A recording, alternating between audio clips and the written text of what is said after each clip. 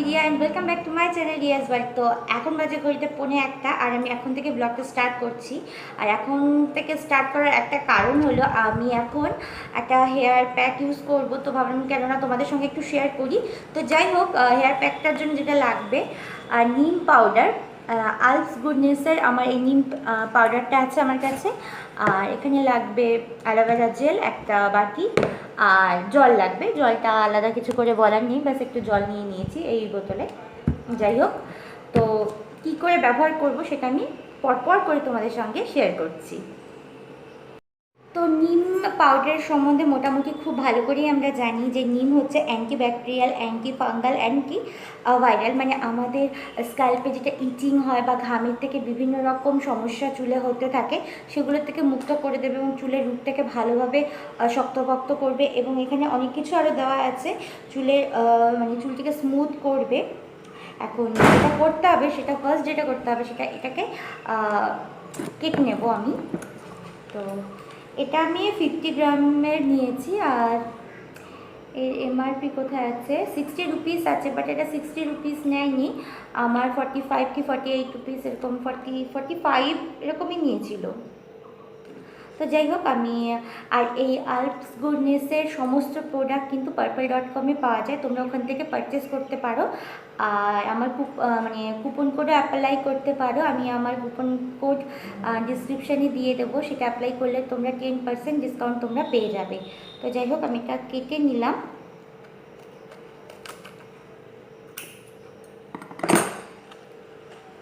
আর এটা না 100% অর্গানিক আছে, তো বুঝতেই পারছো ইউজ করা কতটা সেফ আছে।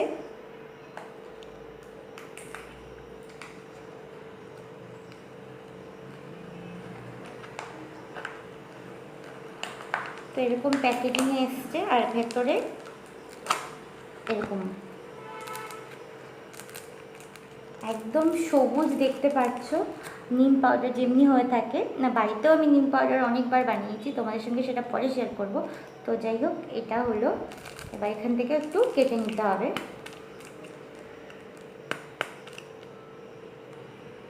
তো কেটে নিয়েছি এই যেরকম, এবার পরিমাণ মতন দিতে হবে। আর আমার চুলটা বেশ বড়, তো বেশ খানিকটাই নিয়ে নেব।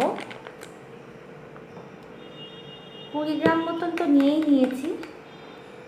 আর এখানে পেছনে না ডিসক্রিপশন দেওয়া আছে যে কীভাবে ইউজ করতে হবে। তো এখানে কত দেওয়া আছে, এখানে আমি দেখেছিলাম কি 20 গ্রামসের মধ্যে 100 ml ওয়াটার মিক্স করতে পারো, এর মধ্যে অয়েলও দিতে পারো, বাট আমি অয়েল না, আমি অ্যালোভেরা জেল ইউজ করব। আমি জেল ইউজ করতে ভীষণ ভালোবাসি। তো এখানে অ্যালোভেরা জেল দেওয়ার একটাই কারণ যে চুলটা আরও স্মুথ হবে। তো এখানে অ্যালোভেরা জেলটা বেশ খানিকটা দিয়ে দিলাম। আমার বলেই দিয়েছে আমার চুলটা বেশ লম্বা, তোমরা খুললে বুঝতে পারবে। আমি একটু খুলে দেখিয়ে দিই। দেখো, চুলটা কিন্তু বেশ বড় আমার। আর চুলের পেছনে আমি প্রচুর খাটাখাটনি করি, মানে প্রচুর যত্ন নেওয়া হয় আমার। আমি কেমিক্যাল ইউজ করতে খুব একটা পছন্দ করি না, বাট না, আমার কালার করতে ভীষণ পছন্দ করি। মানে ক্লাস 9 থেকে আমি ভীষণ কালার করতাম, বাট এখন সেটা আমি করা বন্ধ করে দিয়েছি। দেখো চুলটা আমার কতটা বড়। তো যাই হোক, চুল ভীষণ পছন্দ করি। আর এর মধ্যে কিছুটা পরিমাণে জল এখানে অ্যাড করে নেব। আর এখানে তোমরা ভিটামিন ই ক্যাপসুলও ব্যবহার করতে পারো, কোকোনাট অয়েলও ইউজ করতে পারো, বাট আমি এখানে একটু ওয়াটার দিয়ে নিলাম। তো এটাকে ভালো করে এবার মিক্স করব। তো এটাকে এবার আমি ব্রাশের সঙ্গে, যে ব্রাশ দিয়ে তোমরা কালার করো ঠিক সেই ব্রাশের সঙ্গে একটুখানি মিক্স করে নেব। আর এই ব্রাশের সঙ্গে কিন্তু আমি চুলে অ্যাপ্লাই করব। ভালো করে চুলটাকে প্রথমে আঁচড়ে নিতে হবে যাতে ভালোভাবে চুলে আমরা অ্যাপ্লাই করতে পারি। তো আমার এখানে 50 গ্রামের তো নিয়েছি, ওটা কিন্তু জানো তো এত বড় চুল 50 গ্রাম হয় না, সত্যি কথা বলতে। তো নেক্সট টাইম বড় নিয়ে নেব। আর একটু জল লাগবে মনে হচ্ছে। যেরকম তোমরা হেনা পাউডার তোমরা যেরকমভাবে করো ঠিক ওইভাবেই তোমরা এটা ইউজ করবে, বাট হেনা পাউডার যেরকম জিন দেয় ওরকম না। এর মধ্যে just coconut oil, vitamin E capsule, অথবা তোমরা অন্য অন্য অ্যালোভেরা জেল, এগুলো এসেনশিয়াল অয়েল, এটা তো মিক্স করতেই পারো। এসেনশিয়াল অয়েল কিন্তু খুব ভালো। তো মোটামুটিভাবে এটা হয়ে গেছে। কেন এর মধ্যে একটু এসেনশিয়াল অয়েলও আমি ইউজ করেও কথা বলতে বলতে যেটা মনে পড়ে গেল, যদি তোমাদের কাছে না থাকে তোমরা aloe vera gel, vitamin E capsule বা কোকোনাট অয়েলও ইউজ করতে পারো। তো প্যাক লাগিয়ে একদম স্নান টান করে খাওয়া দাওয়া সেরে আমি ভাবলাম তোমাদের সঙ্গে কথা বলতে চলে আসি। একদম প্যাক লাগানোর পরে যেটা হয়েছে বুঝতে পারছি, একটা স্মেল আছে, সেটা একদম মানে হয় না একদম প্রাকৃতিক যেটাকে বলে, একদম যেরকম নিমের স্মেলটা হয় ওরকমই। মানে গন্ধটা হয়তো অনেকের একটু প্রবলেম হবে, মানে এখনও আছে গন্ধটা বেশ।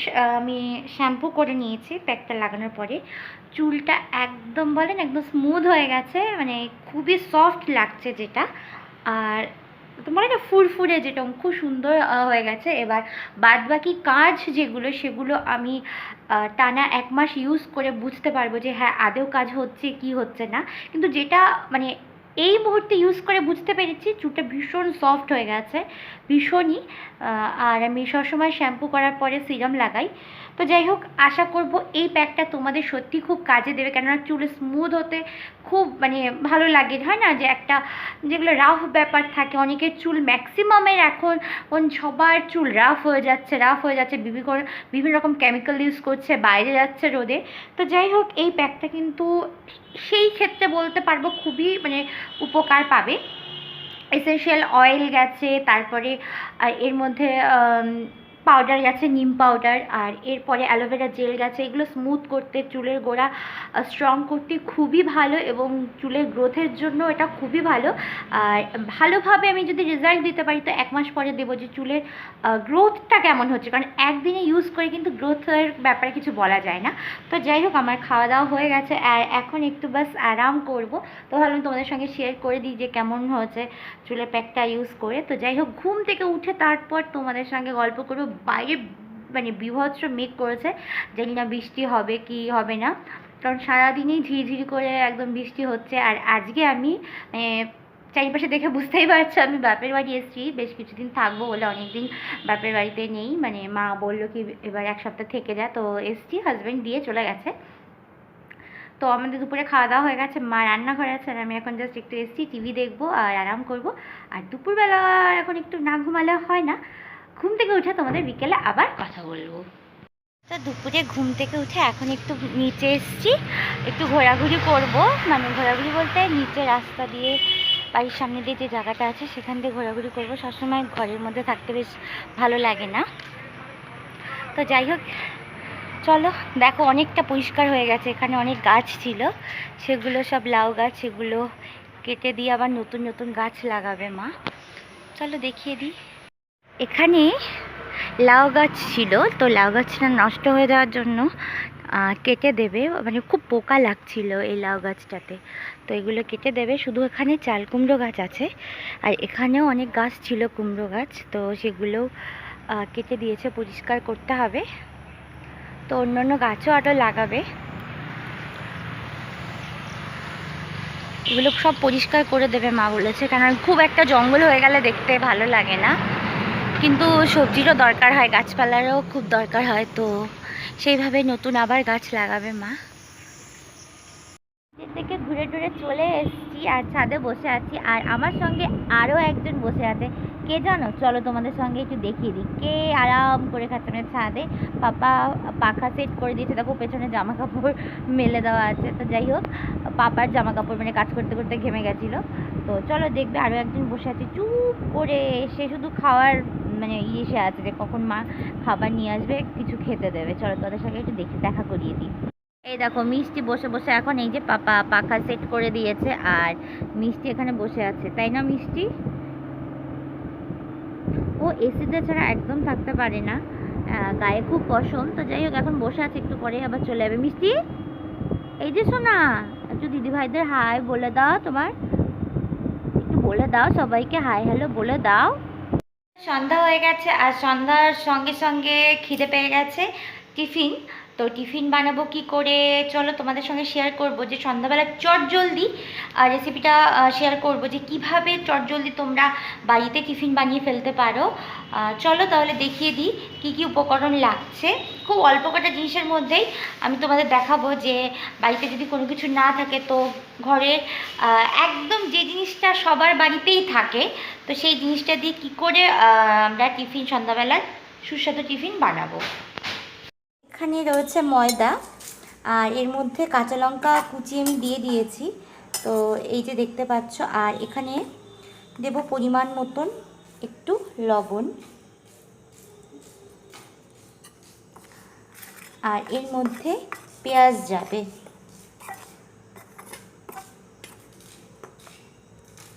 এখানে অর্ধেকটা পেঁয়াজ রয়েছে, বা ছোট সাইজের একটা পেঁয়াজ নিতে পারো।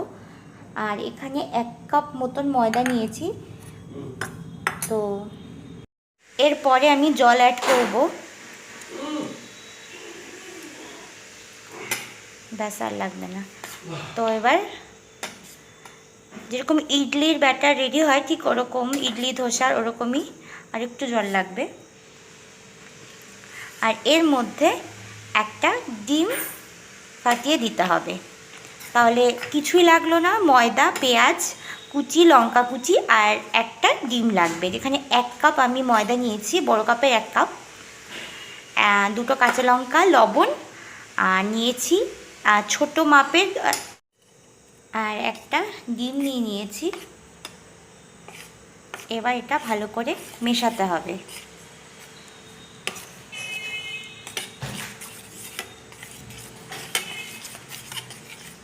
একটু ভালো করে ফেটে নিতে হবে।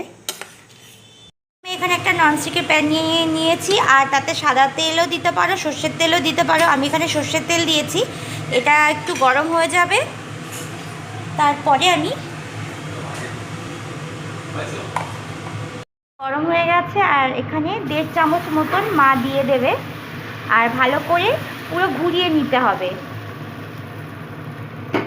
এবার ভালো করে গোল গোল করে ঘুরিয়ে নিতে হবে, এরকমভাবে যেরকম তোমরা অমলেট করো ঠিক ওরকমভাবে। এবার এক সাইড হয়ে গেলে আর এক সাইড উল্টে দিতে হবে। তো আমার 2 সাইড এরকম লাল লাল করে 2 সাইডই আমি ভেজে নিয়েছি গোলা রুটিটা, আর খেতে খুবই সুস্বাদু। এবং এর সঙ্গে তোমরা টমেটো সস ইউজ করতে পারো, তরকারি ইউজ করতে পারো, কিন্তু বিশ্বাস করো এটা কোনো কিছু ছাড়াই খুব খেতে ভালো লাগে। আর যেটা আমি মিস করে গেছি, এর মধ্যে না যখন আমি ব্যাটারটা তৈরি করেছি একটু হলুদ দিয়ে দিয়েছি, যাতে কালারটা দেখতে সুন্দর হয়। তো হয়ে গেছে, এবার আমি এটা সার্ভ করব। এই হয়ে গেছে আমার গোলা রুটি, আর আমি এখানে সস দিয়ে খাবো। তো যাই হোক, মা পাপা টিভি দেখছে, তো মা পাপার কাছে নিয়ে যাই, আর খেয়ে বলবে যে কেমন হয়েছে। আমি যদিও আগে অনেকবার করেছি, তো ভাবলাম কেননা তোমাদের সঙ্গে শেয়ার করি। বাড়িতে ট্রাই করে অবশ্যই জানিও তোমাদের কেমন লেগেছে।